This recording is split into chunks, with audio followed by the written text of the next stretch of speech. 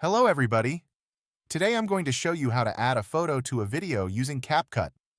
Follow my instructions carefully, and let's get started. First, open the Capcut application and create a new project by tapping on the New Project option. Next, select the video you want to edit. For this demonstration, I'll choose a video from my gallery. Once you've selected your video, click Add to bring it into the timeline. Now that your video is added, let's learn how to overlay a photo. It's super simple. At the bottom of the screen, you'll see several options like Edit, Audio, Text, Stickers, and Overlay. Tap on Overlay, and then select Add Overlay. Choose the photo you want to add to your video. For this example, I'll select this image. Once you've picked your photo, tap Add, and the image will appear over your video. That's it. You've successfully added a photo to your video.